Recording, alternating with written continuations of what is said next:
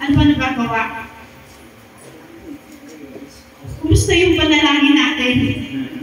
Panalangin sa sarili. Nananalangin ba tayo sa ating pamilya? Sa mga kabataan, yung mga magulang na, yung ibang magulang, di ba wala dito, nagkagawa ba ninyong pakita yung nananalangin tayo sa pamilya? Kasi yung panalangin, siya yung nag-uugnay, di ba? Ito yung kahalagan, ito yung ano ng bilang Kristiyano, ito yung ating ugnayan para sa Panginoon, nakikipag-usap tayo, para sa Panginoon. Ito yung prayer, ugnayan, communication natin, ito yung tulay, gano'n. Kaya napakahalaga ng prayer. Kasi sa pamilya,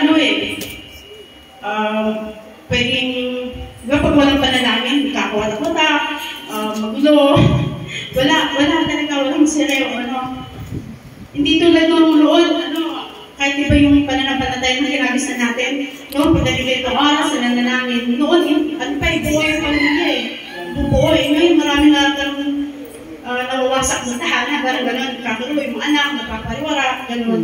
Parang may kulang na sa panalangin, na nawawala na yung gano'n. Sa atin ngayon, sa panahon ngayon, makita mo sa isang pamilya, magugulat ka na lang, lahat nakayuko sa cellphone. Cellphone na lang talaga. Parang may napating ako na mas, sabi nga, hindi na yung pala, parang sinasampanan nila yung cellphone kasi napalikpo sila sinasampanan nila sa totoo lang. Bawat sulok, makita mo na, talaga na kayo ko, hindi mo makausap kasi talaga sila, nakafocus talaga sila yung sa pinapalad nito, sila. Tapos sabi ko nga, talagang grabe yung pang-agaw ng kaaway sa bawat isa, nawawala na talaga. Kahit nga sa amin sa bahay, nararanasan ko pala sa aking mga anak. Nung maliliit sila, pag sinabi ko mananalangin na tayo, lahat sila. Minsan may ginawa, nag-iikot pa kami, nag-pray kami. Ngayon na lumaki na sila, syempre, iba-iba na oras na natutulog, may isa wala sa bahay, hindi kami nabubuo. Minsan naman pagod, nakahiga. Pero ang ginagawa, bangon, mananalangin talaga. Mananalangin tayo, ganito oras, mananalangin tayo. Talagang inaan ko yun bilang ina, talagang inaan ko sa kanila na manalangin. Sabi ko, kasi ito yung sandata natin, yung prayer. Talagang simula, pinapasalamat ko sa Panginoon, talagang pray, gano'n. Gano'n ang sa amin. Kaya lang, minsan na nakakalungkot, sasabihin, wait lang, tatapusin to. Ganoon, kaagaw pa rin sa cellphone.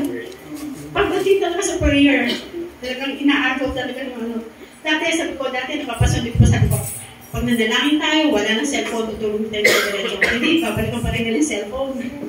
Ganoon, parang, kasi mas intact kung nag-pray kayo sama-sama, wala ng cellphone, tutulog na. Yung blessing ba, pagkagising, pasalamat, ang ganda ng daloy, naranasan namin yun. Yun yung nakagagulan namin. Tapos sa umaga, pray pa rin. Tapos, habang yung isa, nagkikilay, doon nakuha, kasi ang nanay mo para talaga, gusto talagang may prayer talaga. Kung saan may nakaupo, ganyan, doon nakuha talaga, dito tayo, pray tayo. Ito na ginagawa ko sa kanila para makuha ko na yung attention. Kasi prayer talaga, napakahalaga ng panalangin. Amen. Napakahalaga talaga. Kasi ito lang talaga yung magko-cover. Maraming nagagawa ang panalangin sa bawat isa, lalo na sa pamilya.